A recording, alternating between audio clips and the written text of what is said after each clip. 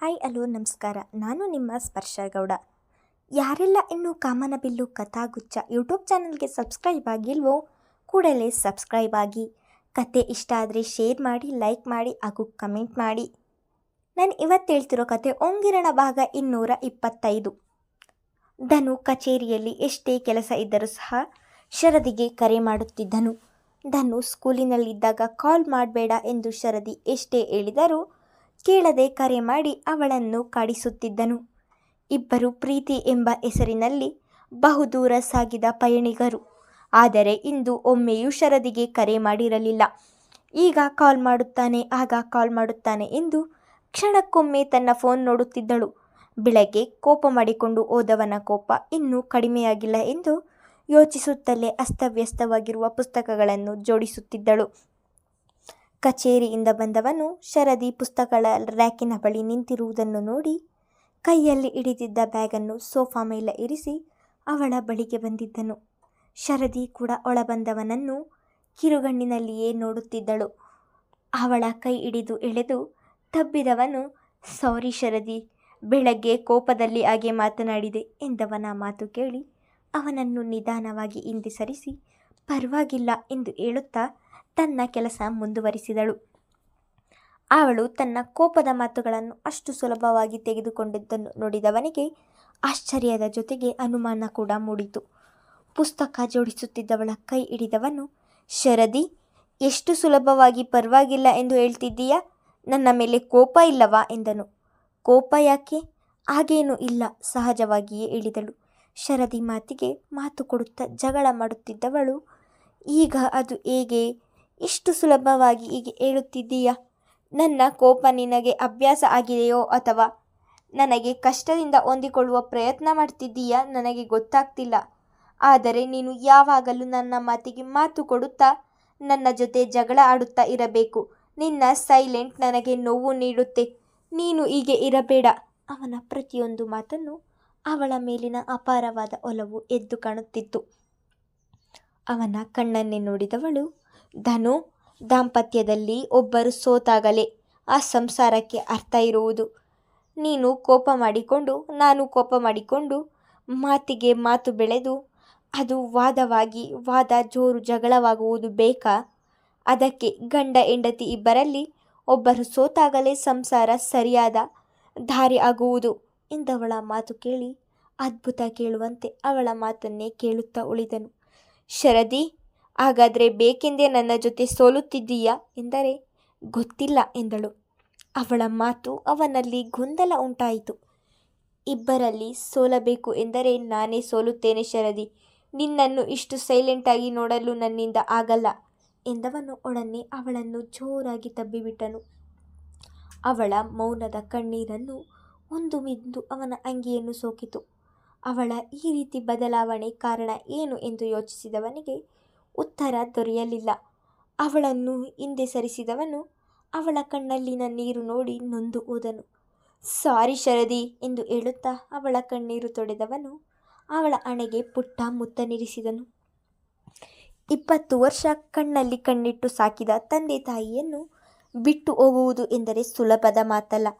ತಂದೆ ತಾಯಿ ನೋಡಿ ಧಾರೆ ಎರೆದು ಕೊಟ್ಟಾಗ ತವರು ಮನೆಯನ್ನು ತೊರೆದು ಹೋಗುವುದು ಕಷ್ಟ. ಅಂಥದ್ದರಲ್ಲಿ ಪ್ರೀತಿಸಿದವನಿಗೋಸ್ಕರ ತಂದೆ ತಾಯಿಗೆ ಹೇಳದೆ ಅವರನ್ನು ಬಿಟ್ಟು ಹೋಗುವುದು ಎಂದರೆ ಸಮಾಜದಲ್ಲಿ ಒಬ್ಬ ಶ್ರೀಮಂತರ ಮಗಳು ಯಾರನ್ನೋ ನಂಬಿ ಹೋಗುತ್ತಿದ್ದಾಳೆ, ಹಾಗೆ ಹೋಗಿ ದೇವಸ್ಥಾನದಲ್ಲಿ ಮದುವೆಯಾಗಿ ಆಮೇಲೆ ಆ ಹುಡುಗ ಕೆಟ್ಟವನು ಎಂದು ತಿಳಿದರೆ ಆ ಹೆಣ್ಣಿನ ಜೀವನ. ಸಾಗರ್ ಕರೆ ಮಾಡಿ ಹೇಳಿದಾಗಿನಿಂದ ಚಿಂತೆಗೀಡಾದಳು ಅನತಿ. ಅವನು ಹೇಳಿದ ಹಾಗೆ ಮನೆ ಬಿಟ್ಟು ಹೋಗಲಿಲ್ಲ ಎಂದರೆ ಪ್ರೀತಿಸಿದ ಹುಡುಗ ಕೈ ತಪ್ಪಿ ಹೋಗುತ್ತಾನೆ. ಹಾಗೆ ಹೋದರೆ ಮನೆಯವರ ಪರಿಸ್ಥಿತಿ ಏನು? ಅವರು ತನ್ನನ್ನು ಕ್ಷಮಿಸುತ್ತಾರಾ? ಹಾಗೆ ಕ್ಷಮಿಸಲಿಲ್ಲ ಎಂದರೆ ಮುಂದೆ ಏನು? ಹೀಗೆ ನೂರಾರು ಆಲೋಚನೆಗಳು ಅವಳ ತಲೆಯಲ್ಲಿ ಬಂದು ಕುಳಿತು ಅವಳು ಯಾವ ಒಂದು ನಿರ್ಧಾರವನ್ನು ಮಾಡದಂತೆ ಮಾಡಿದವು. ತನ್ನ ಮನೆಯವರು ನನ್ನನ್ನು ನಾನು ಮಾಡಿದ ತಪ್ಪನ್ನು ಕ್ಷಮಿಸುತ್ತಾರೆ ಎನ್ನುವ ಬಂಡ ಧೈರ್ಯ ಮಾಡಿದವಳು ರಾತ್ರಿಯೆಲ್ಲ ಯೋಚನೆ ಮಾಡಿ ಮನೆ ಬಿಟ್ಟು ಹೋಗುವುದು ಎಂದು ಗಟ್ಟಿ ನಿರ್ಧಾರ ಮಾಡಿದಳು. ಸಾಗರ್ ಮೊದಲೇ ಹೇಳಿದ್ದರಿಂದ ಅವಳ ಕಾಲೇಜು ಬ್ಯಾಗಿಗೆ ಅವಳಿಗೆ ಕಾಲೇಜು ಫಂಕ್ಷನ್ಗೆ ಎಂದು ಕೊಡಿಸಿದ ಸೀರೆ ಹಾಗೂ ಅವಳು ಪ್ರತಿದಿನ ಬಳಸಿದ್ದಂತಹ ಚಿನ್ನದ ಬಳೆ, ಬ್ರಾಸ್ಲೆಟ್, ಓಲೆಗಳು, ಸರ ಹೀಗೆ ಕೆಲವು ಒಡವೆಗಳನ್ನು ಅದೇ ಬ್ಯಾಗಿಗೆ ಹಾಕಿಕೊಂಡವಳು 2 ಡ್ರೆಸ್ಗಳನ್ನು ಕೂಡ ಹಾಕಿಕೊಂಡಿದ್ದಳು. ಅವಳು ಮಾಡಲು ಹೊರಟಿರುವ ಕೆಲಸಕ್ಕೆ ಭಯವಾಗಿ ರಾತ್ರಿಯೆಲ್ಲ ನಿದ್ದೆ ಇಲ್ಲದೆ ಒದ್ದಾಡಿದವಳು ಬೆಳಗ್ಗೆ ಬೇಗ ಎದ್ದು ಸ್ನಾನ ಮಾಡಿ ಒಂದು ಡ್ರೆಸ್ ಹಾಕಿ ಗಡಿಯಾರ ನೋಡಿದರೆ ಆಗಿನ್ನೂ ಬೆಳಗ್ಗೆ 6 ಗಂಟೆ ತೋರಿಸುತ್ತಿತ್ತು. ಮನೆಯಲ್ಲಿ ಇನ್ನೂ ಯಾರೂ ಎದ್ದಿರುವುದಿಲ್ಲ ಎಂದು ತಿಳಿದವಳು ಬ್ಯಾಗ್ ಹಿಡಿದು ಮನೆಯಿಂದ ಹೊರ ಬಂದಿದ್ದಳು. ಇಷ್ಟು ಬೆಳಗ್ಗೆ ಅದರಲ್ಲೂ ನಡೆದು ಬರುತ್ತಿರುವ ಅನತಿಯನ್ನು ನೋಡಿದ ಅವರ ಮನೆಯ ಸೆಕ್ಯೂರಿಟಿಗೆ ಆಶ್ಚರ್ಯವಾಯಿತು. ಆದರೂ ಸಹ ಅದನ್ನು ಬಾಯಿ ಬಿಟ್ಟು ಕೇಳುವ ಹಾಗಿಲ್ಲ. ಅವಳು ಗೇಟಿನ ಬಳಿ ಬರುತ್ತಿದ್ದ ಹಾಗೆ ಬಾಗಿಲು ತೆಗೆದಿದ್ದನು. ಅವಳು ಕೂಡ ಏನು ಮಾತನಾಡದೆ ಅಲ್ಲಿಂದ ಹೊರಟಿದ್ದಳು. ಧನುಷ್ ಇನ್ನೂ ಮಲಗಿಯೇ ಇದ್ದನು.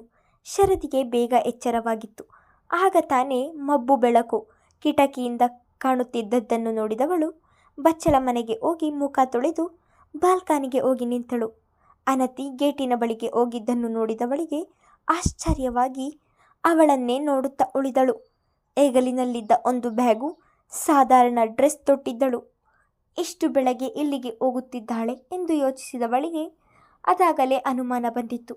ಅವಳು ಪ್ರತಿದಿನ ಏಳುವುದೇ ತಡವಾಗಿ ಕಾಲೇಜಿಗೆ ಹೋಗಲು ಕೂಡ ಕಷ್ಟದಲ್ಲಿ ತಯಾರಾಗಿ ಹೋಗುತ್ತಿದ್ದಳು.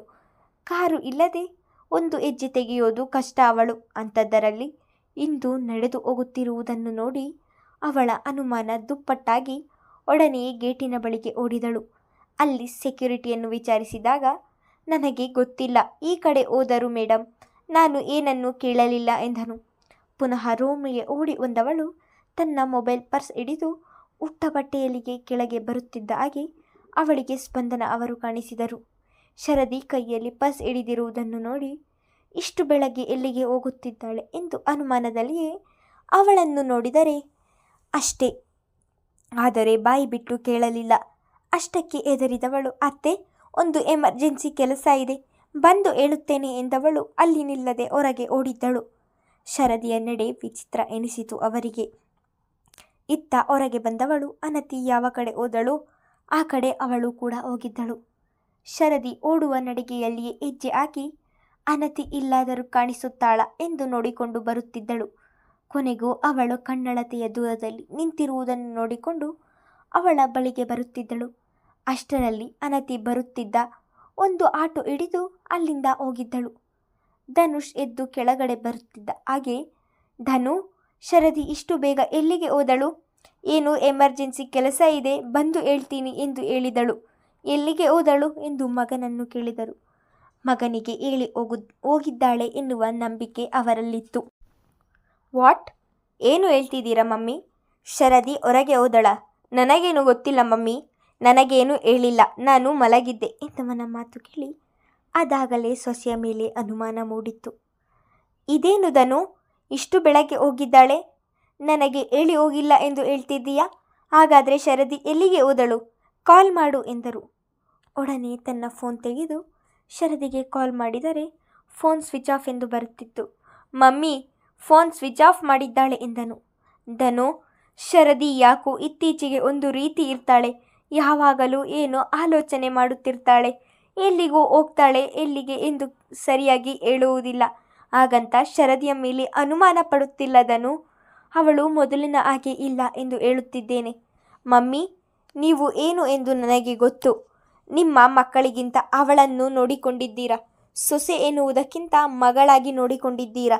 ನಿಮಗೆ ಅವಳ ಇತ್ತೀಚಿನ ನಡೆಯ ಮೇಲೆ ಅನುಮಾನ ಬಂದಿದೆ ಎಂದರೆ ಏನೋ ಇದೆ ಮಮ್ಮಿ, ಅವಳು ಮನೆಗೆ ಬರಲಿ ಇರಿ, ಕೇಳೋಣ. ಮಗನ ಮಾತು ಕೇಳಿ, ಇಲ್ಲ ಧನು, ಅವಳ ಫೋನ್ ಸ್ವಿಚ್ ಆಫ್ ಆಗಿದೆ ಎಂದು ಹೇಳ್ತಿದ್ದೀಯಾ, ನನಗೆ ಭಯವಾಗುತ್ತಿದೆ ಎಂದರು ಆತಂಕದಲ್ಲಿ. ತನ್ನ ತಾಯಿ ಯಾವಾಗಲೂ ಧೈರ್ಯದಲ್ಲಿ ಇರುವಂಥವರು ಇಂದು ಆತಂಕ ಪಡುತ್ತಿದ್ದಾರೆ ಎಂದು ಅವನಿಗೂ ಕೂಡ ಶರದಿಯನ್ನು ನೆನೆದು ಆತಂಕವಾಯಿತು. ಮುಂದುವರೆಯುವುದು.